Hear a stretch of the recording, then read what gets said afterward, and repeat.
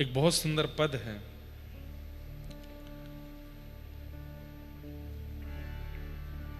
गोपाल की सब होए होने, गोपाल की सब होए होने, गोपाल की सब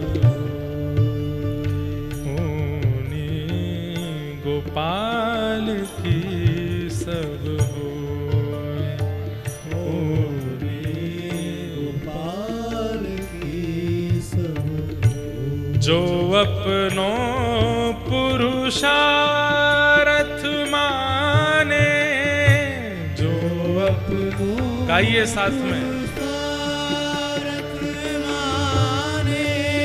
मैं कथा सुना रहा हूं, अगर ये मैं मानता हूं कि मैं सुना रहा हूं, तो अगली पंक्ति में ऐसे सोचने वालों को जो ये सोचते हैं कि मैं कर रहा हूं, उनके लिए कह रहे हैं, जो अपनों पुरुषार्थ माने, जो अपनों पुरुषार्थ माने, अति झूठो है सोई, अति झूठो है सो करी गोपाल की सब हो, करी गोपाल की सब हो, हाँ करी गोपाल की सब हो, गोपाल की सब दुख सुख लाभ अलाभ समझ तुम, दुख सुख लाभ अलाभ समझ तुम, दुख सुख लाभ अलाभ समझ तुम, दुख सुख लाभ अलाभ समझ तुम, कतहि मरत है रोय, कतहि मरत है रोय। हे सूरदास स्वामी करुणामय, सूरदास स्वामी करुणामय। एक हमारी बात सुनो, ये सूरदास जी के पद, मीराबाई के पद हम क्यों गवाते हैं आपसे? हम भी गाते हैं, आपसे भी गवाते हैं, क्यों? मुझ में इतनी सामर्थ्य नहीं कि मैं पुकारूं और ठाकुर जी आ जाएं, पर सूरदास जी, मीराबाई, कुम्मन दास, इन्होंने पुकारा था तो ठाकुर जी आए थे। एक बड़ी प्रसिद्ध बात है, अभी नैमिषारण्य में भी मैं बता रहा था, गुजरात में एक मंच पर, गुजरात के एक मंच पर नरसिंह मेहता जी का एक नाटक हो रहा था, और उस नाटक में एक अभिनेता नरसिंह मेहता जी का रोल कर रहा था, और वो नरसिंह मेहता जी की तरह तिलक लगा के, छापा लगा करके, हाथ में एक तारा लेकर के ठाकुर जी को रो करके पुकार रहा था। उसकी पुकार इतनी करुण थी, वो नरसिंह नहीं है, वो केवल अभिनय कर रहा है। अरे अभिनय करने का पैसे ले रहा है, लेकिन वो ऐसा अभिनय कर रहा था कि भरी सभा में पीछे ठाकुर जी आकर के रोने लगे, उसकी ओर देखने लगे, और इतने व्याकुल हो गए, मेरा नरसिंह मुझे पुकार रहा है और मैं खड़ा खड़ा देख रहा हूं। इतने में ही पर्दा आ गया, वो नाटक पूरा हो गया, तो बाकी सब उठ के जाने लगे। ठाकुर जी व्याकुल हो गए, मेरा नरसिंह कहां गया, मेरा नरसिंह कहां गया, मेरा नरसिंह कहां गया। वो व्यक्ति मंच से पीछे उतरा, कार्यक्रम कराने वालों से पैसे मांगने लगा, बोले मेरे पैसे दो, अभिनय करके आया हूं। लड़ाई कर रहा था, तुमने 500 रुपया कम क्यों दिया, मैंने कितना अच्छा ऊंचा गाया था, तुम 500 रुपये कम दे रहे हो। जैसे ही वो 500 रुपये अपने जो भी थे उसके ले करके जैसे ही निकला अपने घर की ओर, रात्रि का समय, चंदन की सुगंधी आने लगी, छम छम छम नूपुरों की ध्वनि आने लगी, तेज प्रकाश पीछे से आने लगा। तभी पीछे मुड़ करके देखा तो नेत्रों में अश्रु भरे हैं और दोनों भुजा फैला करके ठाकुर जी चल रहे हैं, मेरो नरसी, मेरा नरसी, मेरा नरसी। अरे नरसी तुम कहां जा रहे हो, मैं यहां खड़ा हूं, मेरे पास आओ। देख करके पहले तो आश्चर्यचकित हुआ, वो सोच समझ पाता इतने तो ठाकुर जी ने आके उसको हृदय से लगा लिया। उसके नेत्र सजल हो गए, बार बार मुख पहुंच करके ठाकुर जी कहे, अरे नरसी तू मुझे बुला रहा था, मैं आया था, फिर पर्दा करके तू कहां चला गया था। थोड़ी देर तक तो उसको सुध बुध नहीं रही। थोड़ी देर बाद उसने कहा, नाथ मेरा नाम अमुक है, जो भी उसका नाम था, मैं नरसी नहीं हूं, मैं तो नरसी का अभिनय कर रहा था। इतना कहते ही ठाकुर जी वहां से अंतर ध्यान हो गए। उसने किसी संत से जाकर के पूछा, क्योंकि उसकी तो नींदें उड़ गई रात की, कि मैंने ठाकुर जी को देखा, उन्होंने मुझे अंग से लगाया, मेरा वस्त्र देखिए, इसमें से अभी तक वह सुगंधी आ रही है। तब उन संत ने बताया, बोले तुम नरसी का अभिनय कर रहे थे। तो ठाकुर जी संकोच में आ गए कि कहीं ये साक्षात नरसी ही तो नहीं है। और उस दिन उस व्यक्ति ने सोचा कि धन लेकर के अभिनय करने पर जब साक्षात ठाकुर जी प्रकट हो सकते हैं, तो बिना धन के निस्वार्थ भाव से यदि नरसी के भाव में गाने लग जाऊं तो ठाकुर जी नहीं आएंगे, निश्चित आएंगे। तो हम भैया इसलिए गाते हैं, ये सूरदास जी की छाप के, मीराबाई के छाप के पद इसलिए गाते हैं, क्या पता मुझ या आप में से किसी की पुकार इतनी तीव्र हुई कि श्री राधा माधव स्वयं को रोक नहीं पाए। वे तो सोचे कि सूरदास बुला रहा है, लेकिन भले ही वे सूरदास को दर्शन देने आए, पर गलती से क्या पता हमको अनुभव हो जाए, हमको दर्शन हो जाए। इसलिए हम निवेदन करते हैं, इन पदों को गाया कीजिए।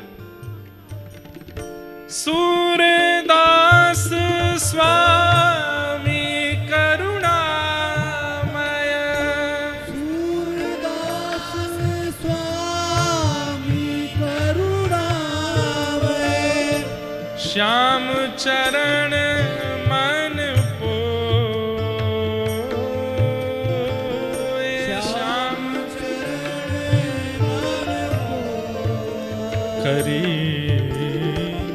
गोपाल की सब होय, करी गोपाल की सब होय, करी गोपाल की सब होय,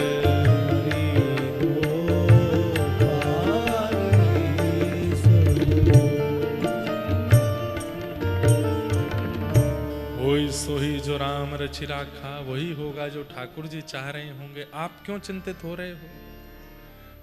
चिंतित मत होइए, निश्चिंत होकर के अपना जीवन फिल्म समझ करके जीजिए। डायरेक्टर साहब ने अगली स्क्रिप्ट में क्या लिखा है क्या पता, कुछ अच्छा ही होगा। तो बस उसकी ओर आगे बढ़ते रहिए, बढ़ते रहिए, बढ़ते रहिए। माधव दास जी महाराज अपने पुत्र के लिए चिंतित हो रहे थे कि इसका पालन लालन कौन करेगा। तभी वो अंडा गिरता हुआ देखा और वो समझ गए कि जब इसकी रक्षा ठाकुर जी कर सकते हैं तो मेरे बालक की भी वही करेंगे। और अपने परिवार वालों के बीच में अपने एकमात्र पुत्र को छोड़ करके माधव दास जी जगन्नाथपुरी चले गए। और जब जगन्नाथपुरी आए तो श्री जगन्नाथ जी के चरणों में आकर के महाप्रभु जगन्नाथ जी का दर्शन करके इतना रोए, इतना रोए। किसी ने पूछा क्यों रो रहे हो? ठाकुर जी के विरह में रो रहे हो, ठाकुर जी की याद में रो रहे हो, या ठाकुर जी ने कुछ अनुभव कराया इसलिए रो रहे हो? ये क्या है भैया, सी क्यों होती है बीच में?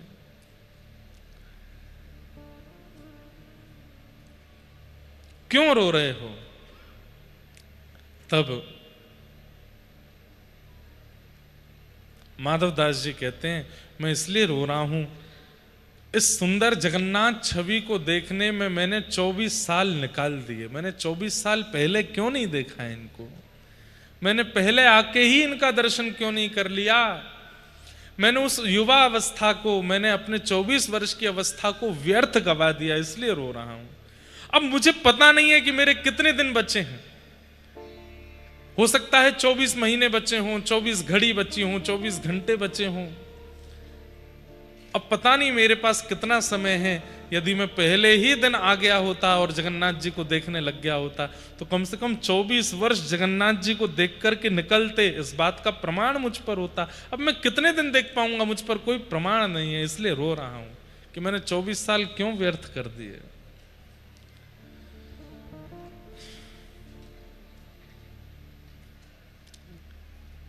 उनके रुदन को सुनकर के महाप्रभु जगन्नाथ अपनी ब्रह्म वेदी पर झूमने लगे।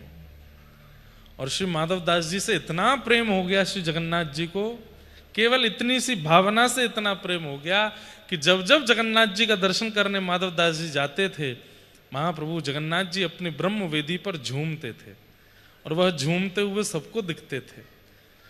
अरे कहां तक कहें, कोई आगे खड़ा व्यक्ति दर्शन कर रहा होता था, जैसे ही जगन्नाथ जी झूमते तो सबको पता चल जाता था कि निश्चित माधवदास आ रहा होगा, इसीलिए झूम रहे हैं। इतना प्रेम ठाकुर जी माधवदास जी से करते।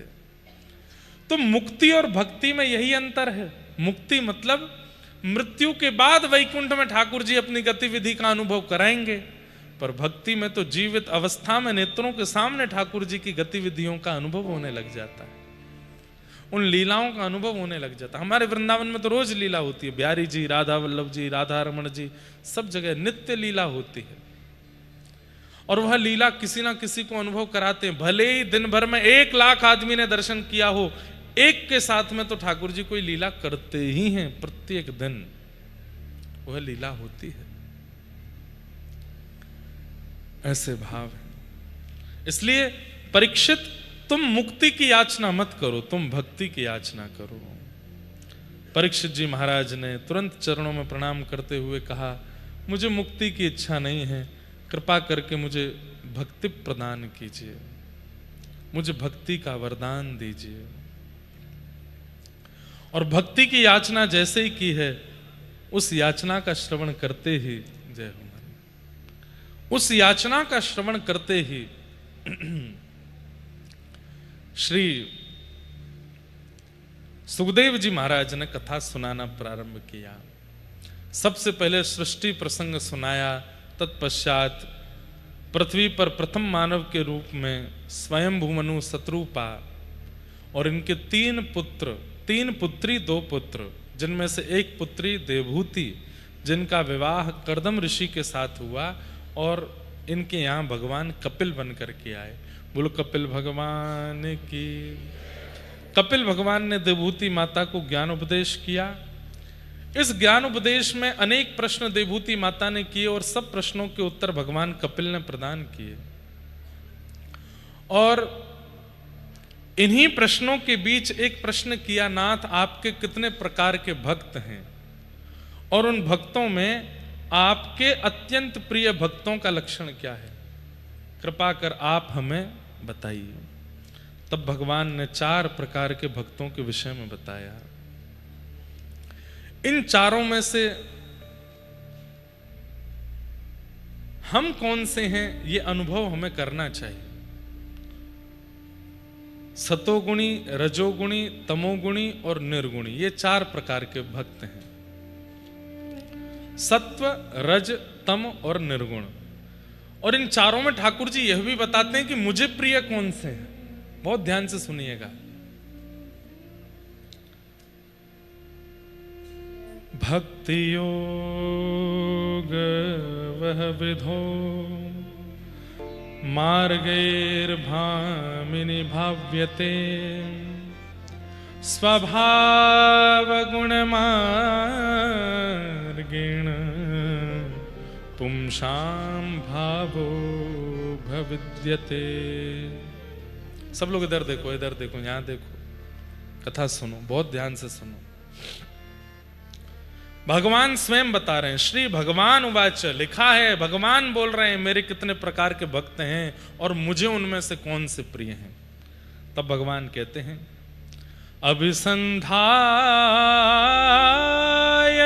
हिंसाम दंभं मात्सर्यमेव वा संरम्भी भिन्नग्भावं मयि कुर्यात् स तामस। तामस भक्त कौन है? अभिसंधाय यो हिंसाम, मैया जो मेरे समीप किसी अन्य के प्रति ईर्ष्या की भावना से आता है, ऐसा व्यक्ति तामसी भक्त है, वो तामस भक्त है। वो मुझे अति प्रिय नहीं है, उसकी तामसता मुझे स्वीकार नहीं है, क्योंकि वो किसी के प्रति ईर्ष्या भाव रख के मेरे समीप आया है। उसका भला क्यों हो रहा है, उसका अच्छा क्यों हो रहा है? हे श्री राधारमण लाल, आप पे इतनी कृपा क्यों कर रहे हो, हम पे क्यों नहीं कर रहे हो? उससे इतने क्यों रीझे हो, हमसे क्यों नहीं रीझ रहे हो? उसके प्रति इतना प्रेम क्यों है, हमारे प्रति क्यों नहीं है?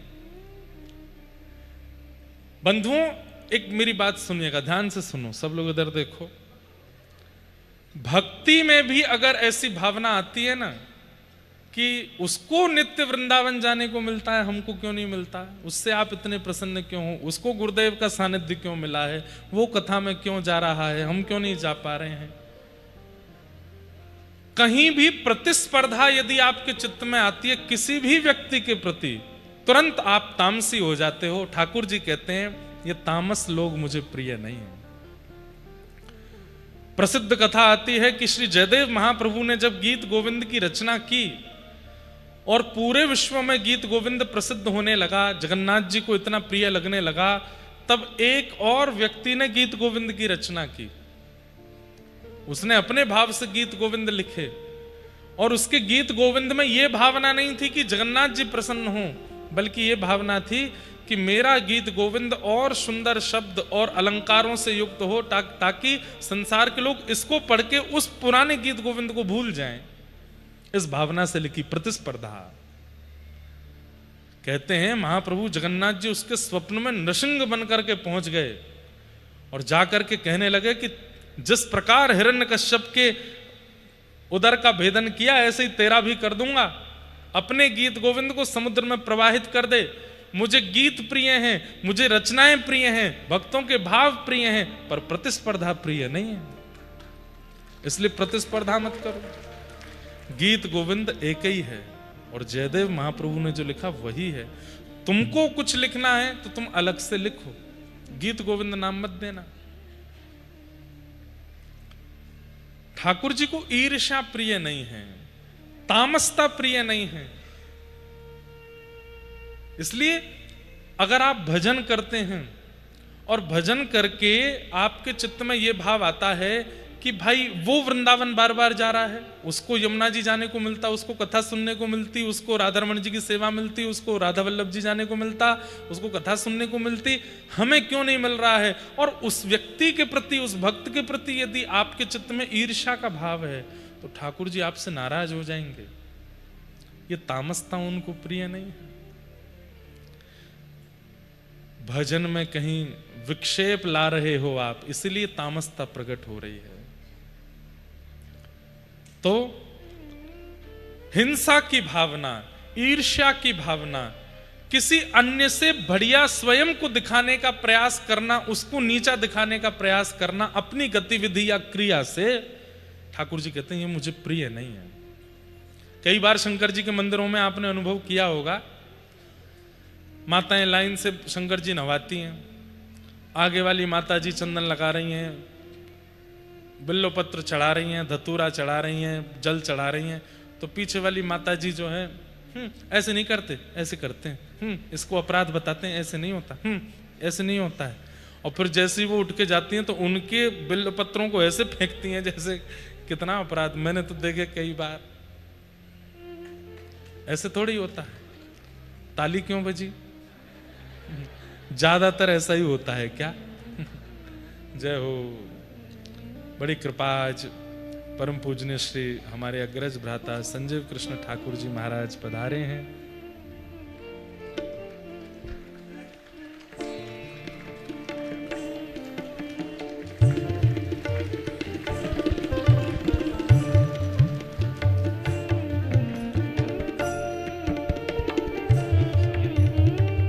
कितनी देर विराजेंगे?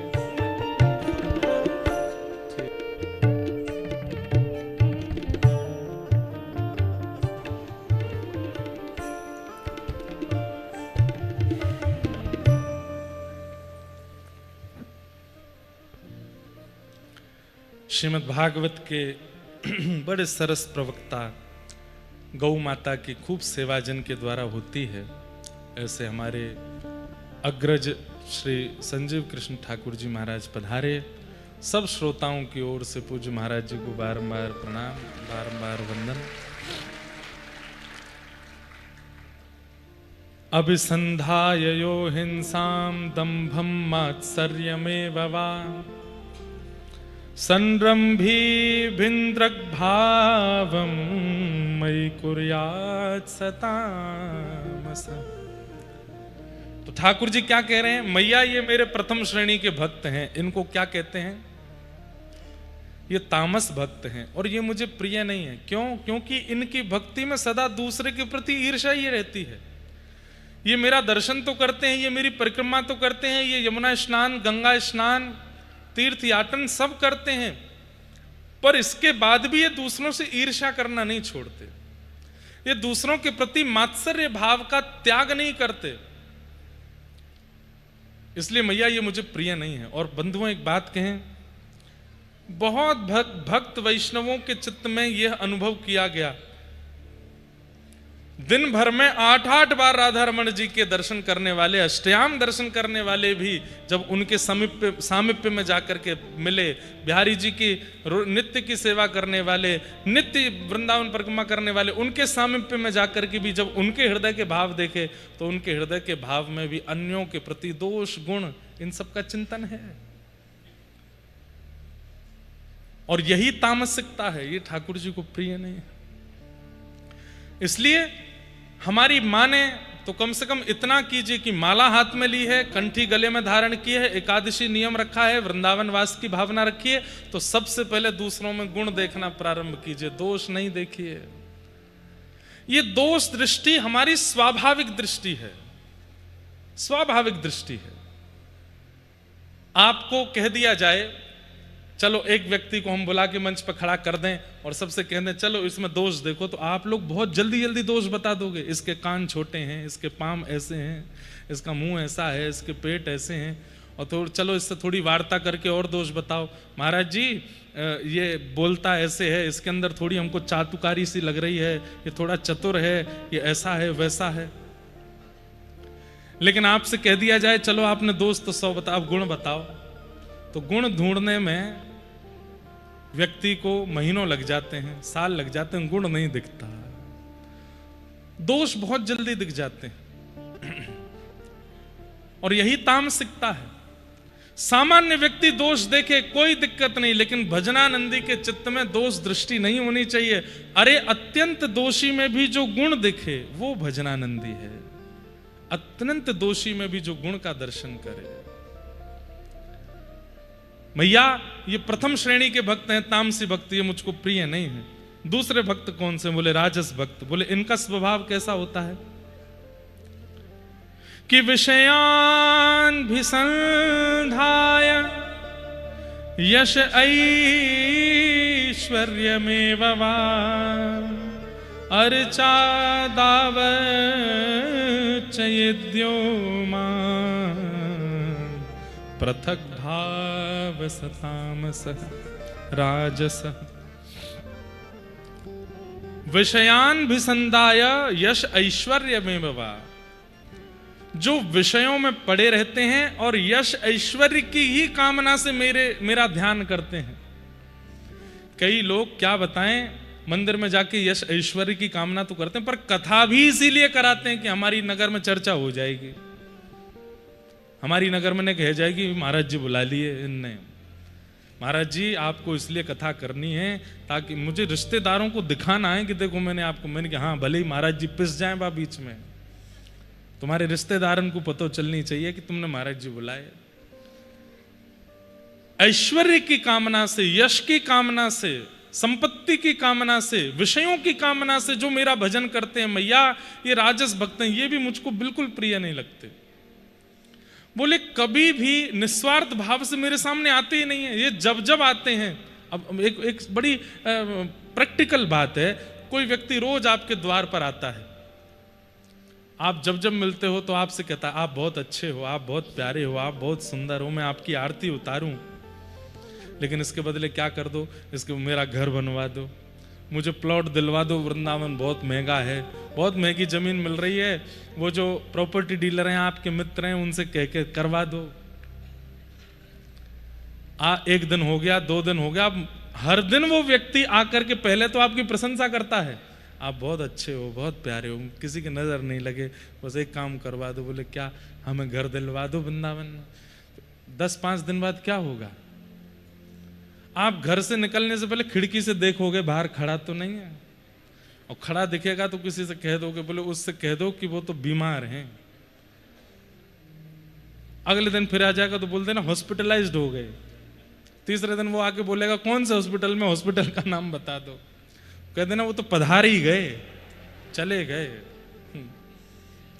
रोज इस प्रकार की भावना से आने वाले व्यक्ति से जब हम ऊब जाएंगे तो ठाकुर जी नहीं ऊबते होंगे। अरे स्वामी विवेकानंद के पास एक व्यक्ति गया, उसने जाकर के कहा आपकी इतनी बड़ी संस्था है, मुझे इतना रुपया जो है वो दे दो, दान में दे दो। तो स्वामी विवेकानंद जी बोले तुम्हारे पास कुछ नहीं है? बोले कुछ भी नहीं है। बोले हाथ दिए भगवान ने, पैर दिए भगवान ने, बुद्धि दी भगवान ने, थोड़ा परिश्रम करो, कमा करके थोड़ा खा लो। बोले नहीं नहीं, इन सब से कुछ होने वाला नहीं है। तो स्वामी विवेकानंद एक अस्पताल में ले गए, बोले यहाँ पर कई लोग हैं, किसी को किडनी की जरूरत है, किसी को आंखों की जरूरत है, किसी को अंग दान की जरूरत है, तो एक काम करते हैं। बोले क्या? पूरा लिस्ट बनाई, इतने लाख में लिवर बिकेगा, इतने लाख में एक आंख चली जाएगी, इतने लाख में ये, इतना प्लस करके बोले इतना तुमको हम दे देंगे, एक एक अंग तुम पे एक्स्ट्रा है, दे दो, एक आंख दे दो, एक ये दे दो, एक वो दे दो।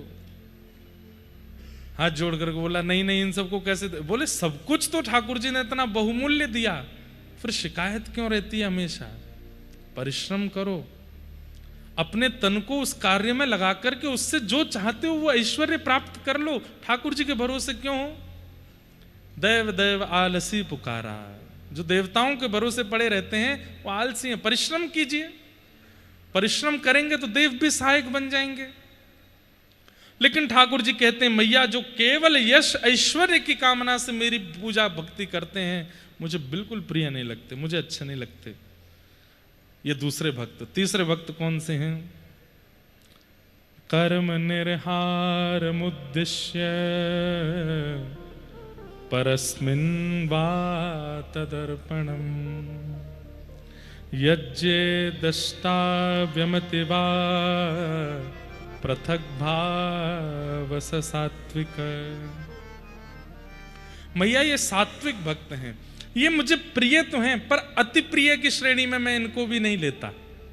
बोले ये कैसे हैं? बोले सब कुछ करने के बाद मुझे अर्पित कर देते हैं कि वो कर रहे हैं, हम तो केवल क्रिया करने वाली कठपुतली हैं, कराने वाले सब ठाकुर जी हैं। अपनी प्रत्येक क्रिया का समर्पण मेरे प्रति कर देते हैं, कृष्णार्पणमस्तु, सब मेरे प्रति छोड़ देते हैं। ये मुझे प्रिय तो हैं, ये सात्विक हैं, और ये जब जब मेरे सामने आते हैं तब तक कहते हैं ना हमें कुछ चाहिए, ना हमें आपसे कोई याचना है, पर जो कृपा आपकी है वो कृपा बनाए रखना। कृपा की न होती जो आदत तुम्हारी, तो सुनी ही रहती अदालत तुम्हारी। कृपा की न होती जो आदत तुम्हारी। कृपा। इस श्रेणी में कौन आते हैं पता है? अर्जुन। इस श्रेणी में आते हैं अक्रूर। इस श्रेणी में कौन आते हैं? वसुदेव जी। इस श्रेणी में आते हैं श्री रुक्मणी जी। इस श्रेणी में आती हैं भगवान की समस्त पटरानियां। मतलब द्वारिका के सब यदुवंशियों को हम इस श्रेणी में ले सकते हैं। ये सब ठाकुर जी से प्रेम तो करते हैं पर कृपा की भावना भी रखते हैं चित्त में।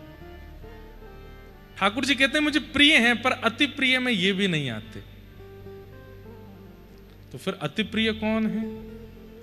तब भगवान चौथे भक्तों का लक्षण बताते बताते नेत्र सजल कर लेते हैं और कहते हैं मैया मेरे चौथे भक्त कौन से हैं? आहा कि लक्षणं भक्ति योगस्य निर्गुणस्य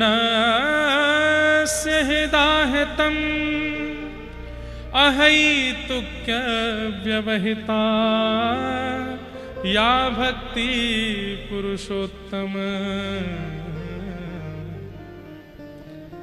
जिनमें भक्ति के लक्षण हैं, लक्षणम भक्ति योगस्य निर्गुणस्य हिदाहितम, जो निर्गुण है, जो ठाकुर जी के सामने जाकर के कहते हैं नाथ ना आपसे कुछ चाहिए ना आप चाहिए, दोनों भुजा उठा के कहते हैं बस मुझे चरणों में रख लीजिए, मुझे आप नहीं चाहिए, मुझे स्वीकार कर लीजिए। इस प्रकार की भावना से जो रहते हैं। और अहैतुक्य व्यवहिता, अहैतुकी भक्ति का मतलब क्या होता है? चाहे जीवन में जो हो जाए पर ठाकुर जी के प्रति अविश्वास ना हो, उसको अहैतुकी भक्ति कहते हैं।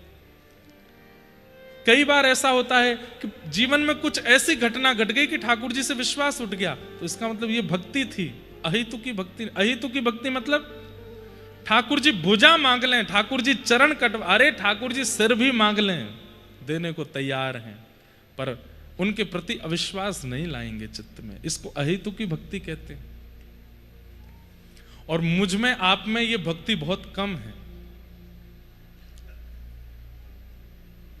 एक व्यक्ति हमारी कथा में 4 धाम गया, सारे धामों में कथा हुई, बहुत पहले की बात, तो हर धाम की कथा में उसको फ्रैक्चर हुआ। बद्रीनाथ गया तो वहां पहाड़ से गिर गया, फ्रैक्चर हो गया, कोई बात नहीं, ठीक करा लिया, पलस्तर हो गया। उसके बाद फिर द्वारिका में कथा हुई तो समुद्र गोमती स्नान करने गया तो कहीं गड्ढा था तो गोमती में पाम गया, वहां फिर फ्रैक्चर हो गया। अच्छा, वो हर फ्रैक्चर के बाद मुझसे मिलने आया। ये प्रारंभिक समय की कथा थी, 2017-18 की बात। उस समय हमको लोग महाराज जी कम मानते थे,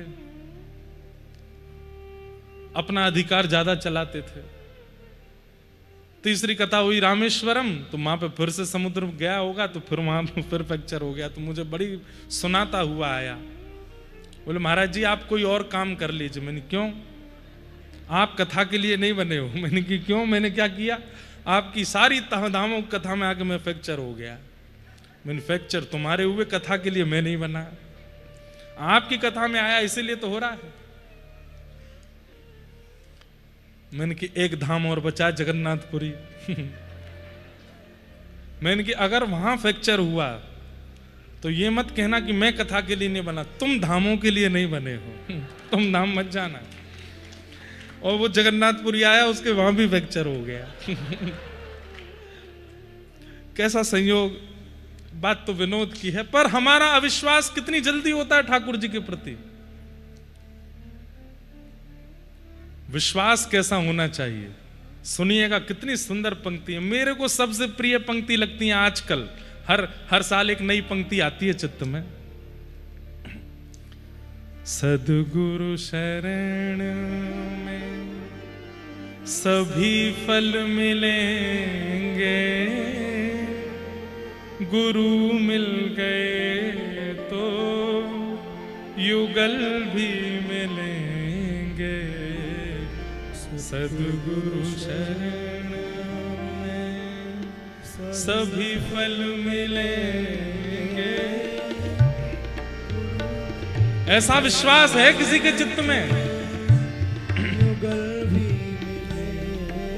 अरे गुरु मिल गए हैं आज तो युगल भी मिलेंगे, ये विश्वास चित्त में है, ये धैर्य चित्त में है। सद्गुरु शरण में सभी फल मिलेंगे, गुरु मिल गए तो युगल भी मिलेंगे। गाइए, ऐसे भक्त प्रिय हैं ठाकुर जी को, जो इतना धैर्य रखते हैं, इतना विश्वास रखते हैं। गुरु मिल गए तो युगल भी मिलेंगे। मनोरथ सफल होंगे, घबराना ऐ दिल। मनोरथ सफल होंगे, घबराना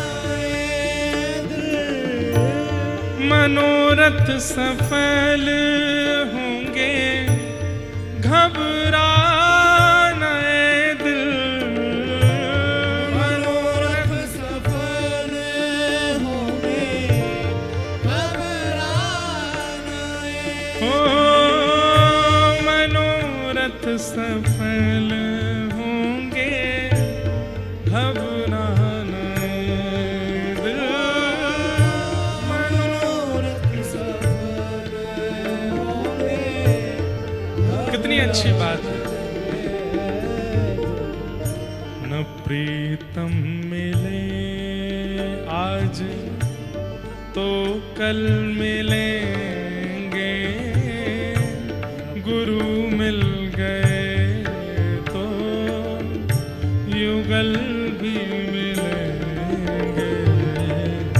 न प्रीतम मिले आज तो कल मिलेंगे, गुरु मिल गए तो युगल भी मिले। सद्गुरु शरण में सभी फल मिलेंगे, गुरु मिल गए तो युगल भी मिलेंगे। सद्गुरु शरण में सभी फल मिले, गुरु मिल गए तो युगल एक भक्त था, बहुत पुकारा ठाकुर जी को। ठाकुर जी प्रकट हो गए और उसकी विरह वेदना से प्रकट होकर के ठाकुर जी ने अपना चरण कमल उसके शीश पर पधरा दिया। और जैसे ही सिर पर आकर के चरण रखा तो वो क्रोध में तिल मिलाकर के उसने देखा, ठाकुर जी को देखा तो ज्यादा कुछ तो नहीं बोला, लेकिन वो प्रसन्न नहीं था। ठाकुर जी का चरण पकड़ के अपने सिर से हटा दिया। ठाकुर जी बोले, बड़ा विचित्र आदमी है, मैंने तेरे सिर पर चरण रखे और तू थोड़ा तिल मिला करके मेरे चरण को अपने सिर से हटा रहा है। तो वो भक्त बोला, आपने गलत स्थान पर अपना पैर रखा है। बोले, गलत स्थान पर रखा? सिर पर पैर नहीं रखते? बोले, रखते हैं, लेकिन आपका स्थान सिर नहीं है, ये स्थान तो गुरुदेव का है, आपका स्थान तो यहाँ है, यहाँ चरण रखिए। ये सिर तो गुरुदेव को मैं बेच चुका हूं, ये तो गुरुदेव के चरणों में झुक गया है नाथ, उन्होंने स्वीकार कर लिया है। आप तो अपने चरण कमल यहाँ पधराइए, हृदय में पधराइए। ठाकुर जी इतने प्रसन्न हो गए उसकी गुरु निष्ठा पर, हृदय से लगा लिया। अरे गुरुदेव ने तिलक दिया, गुरुदेव ने मंत्र दिया, मैं तो मूढ़ बुद्धि था, परंतु उन्होंने मेरे सिर को स्वीकार किया। आप मेरे हृदय को स्वीकार करो नाथ। न प्रीतम हिले आज तो कल मिलेंगे, गुरु मिल गए तो युगल भी मिलेंगे। न प्रीतम मिला आज तो कल मिले,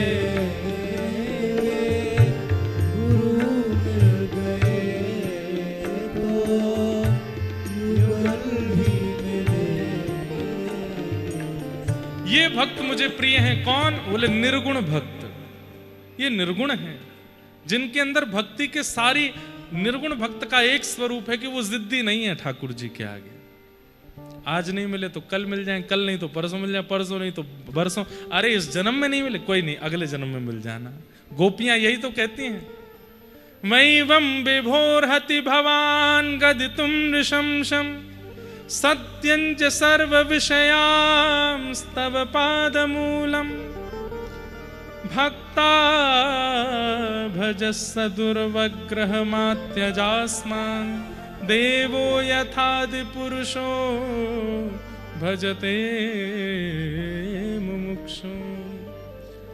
पिताजी कथा में सुनाते हैं कि गोपियां अपने पैरों के नख से जमीन में गड्ढा करने लगी। जब ठाकुर जी कहने लगे कि वापस लौट जाओ, ठाकुर जी ने कहा कि गड्ढा क्यों कर रही हो? बोले कि गड्ढा करके अपने प्राणों को आपको देखते हुए त्यागेंगी।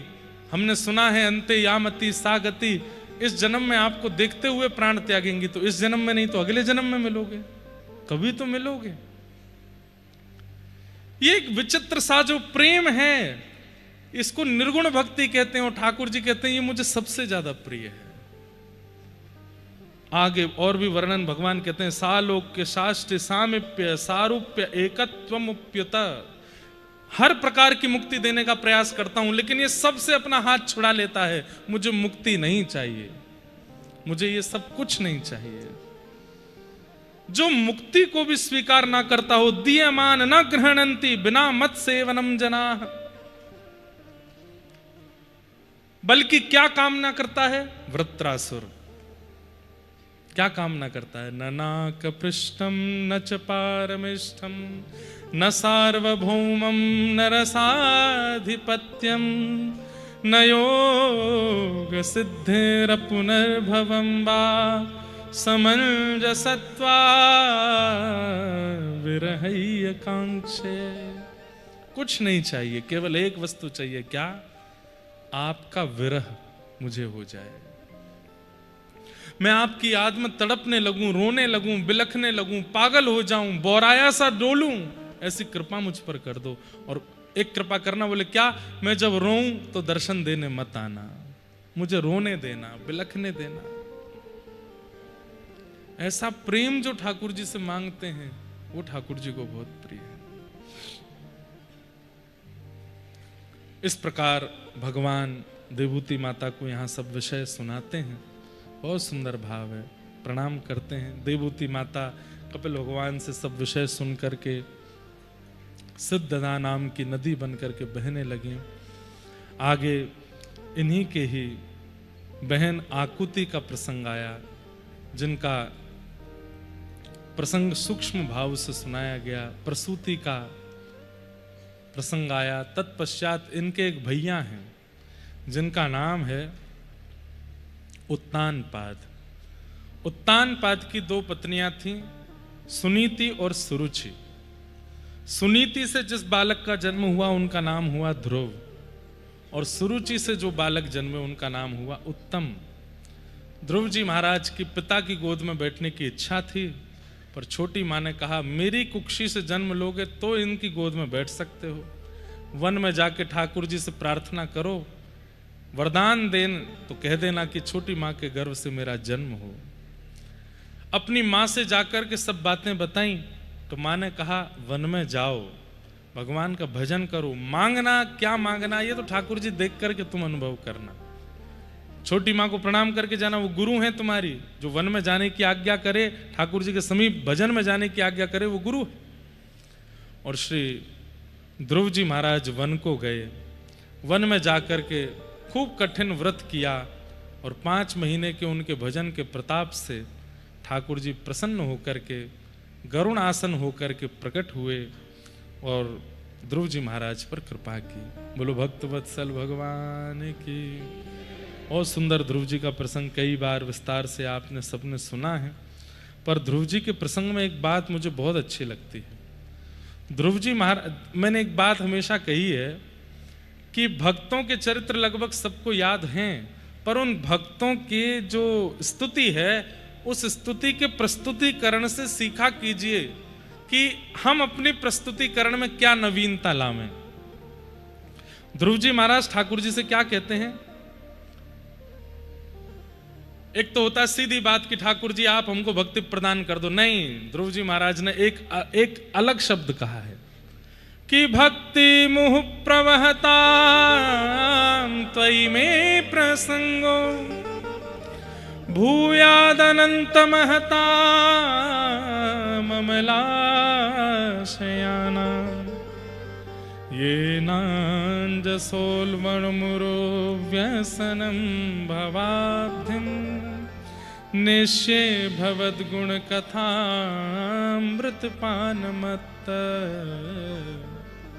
हे नाथ, आपकी कथा सुनने में मेरी रति हो जाए। और कैसी रति हो जाए? कैसी रति होता है? बोले जैसे एक व्यसनी की व्यसन के प्रति होती है। ध्यान से सुनिएगा, जैसे एक एडिक्टेड व्यक्ति की अपने एडिक्शन के प्रति, अपनी वस्तु के प्रति वो एडिक्टेड रहता है। और एडिक्टेड व्यक्ति का स्वभाव कैसा होता है? वो बहाने ढूंढता है अपने एडिक्शन को करने के, चाहे वो जो भी प्रकार का एडिक्शन हो, नशा हो।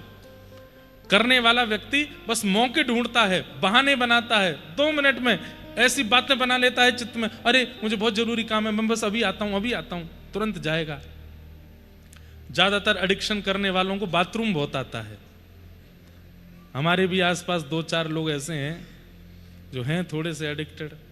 महाराज जी अभी आता हूं 2 मिनट में। मैंने कहा अभी तो आए थे तुम, लिवर विवर चेक कराओ ठीक है कि नहीं? नहीं बस अभी आता हूं। 2 मिनट के 20 मिनट होते हैं। फिर एडिक्टेड व्यक्ति हर जगह बहाने ढूंढता है अपने उस क्रिया को करने के। ऐसे ही मैं कैसी भक्ति करूं, मैं कैसी कथा के प्रति रति करूं कि मैं बहाने ढूंढा करूं कथा सुनने के, नित्य बहाने ढूंढा करूं। मुझे भजन करने का बहाना मिल जाए, मुझे कथा सुनने का बहाना मिल जाए, ठाकुर जी की सेवा करने का बहाना। अभी बहाने नहीं बनाने पड़ते हमको। हाँ, बहाने कब बनाता है व्यक्ति? मित्रों के साथ घूमने जाना है, ऊधम मचाने जाना है, कुछ उल्टे सीधे काम करने, तो घर में सब बहाने बनाते हैं। पर कई बालक ऐसे भी हैं, मिलते हैं मुझे, वृंदावन और कथा सुनने के लिए बहाना बना के आते हैं, झूठ बोल के आते हैं। बहुत बड़ा असाइनमेंट है, कॉलेज की तरफ से हमको कहीं जाना है, हम 4 दिन बाद आएंगे, और फिर 4 दिन की कह के कथा में आ जाते हैं, कथा सुनते हैं, और कथा सुन के फिर घर पर जाकर कहते हैं अरे सर तो हमारे बड़े बड़े क्रूर हैं, चिल्लाते रहते हैं हम पे। माता पिता को ये लगता है हाँ कोई स्कूल के टूर पे ही गए थे, लेकिन वो गए कहाँ थे? कथा सुनने। अभी नैमिषारण्य में कथा थी, तो नैमिषारण्य की कथा में एक, अब बताने में हमको संकोच तो होता है, पर कई लोगों के चित्त में विश्वास प्रगाढ़ होता है, इसलिए हम कह देते हैं। एक बालिका है, वो जन्म से मुस्लिम है और वे शरणागति ले चुकी हैं। तो वो आई कथा में, तो आते ही हमारे कैमरा वाले भैया हैं परम सुंदर, उनसे जाके बोली कि भैया मेरी फोटो मत खींचना, और वीडियो वाले भैया से कहना मुझे दिखावे नहीं कथा में, क्योंकि हमारे पिताजी जो हैं वो मौलवी हैं, और कहीं उनको पता चल गया तो फिर मेरी जो दुर्दशा होगी वो बहुत। तो बेचारी वो कोने में बैठी पूरी कथा श्रवण करती, रोती रही। हमने उससे पूछा, मैंने कहा आप कैसे करती हो भजन? तो कहती हैं कि बस मेरी माँ मुझे सहायता करती हैं, और मैं रात्रि महाराज जी 2 बजे उठ के स्नान करके तब नाम जप कर लेती हूँ। 4 बजे पिताजी उठते हैं, उससे पहले मैं सो जाती हूँ। बस मुझे डर लगता है कि कुछ अनहोनी ना हो। हमने कहा आप रसखान जी का स्मरण कर लिया करो, ताज बेगम का स्मरण किया करो, और सबसे बड़ी बात श्री प्रहलाद जी महाराज का स्मरण कर लिया करो। उनके भी तो माता पिता परिवार विपरीत है, लेकिन फिर भी वो भगवत स्मरण भजन करते हैं, और सब मंगल में होगा, ठाकुर जी सब कृपा करेंगे। तो ऐसे बहाने लगा के भजन में आने वाले जो लोग हैं, वही बात यहां श्री ध्रुव जी महाराज कह रहे हैं कि नाथ मैं केवल पूरे दिन बहाने ही खोजता रहूं आपको भजने के, आपकी कथा सुनने के, मुझे एडिक्शन हो जाए, मुझे लत लग जाए कथा सुनने की। जैसे लत लगने वाला व्यक्ति उस लत के बिना रह नहीं पाता, मैं भी कथा के बिना रह ना पाऊं। मुझे भी आपकी कथा और ये नाम इतना प्रिय लग जाए कि मैं उसके बगैर रह ना पाऊं। अन्य के बिना चल जाए, परिवार के बिना चल जाए, निद्रा के बिना चल जाए, पर आपके बिना मेरे प्राण रुक ना पावे नाथ, ऐसी कृपा मुझ पर करना। ऐसी भक्ति श्री ध्रुव जी महाराज यहां मांगते हैं।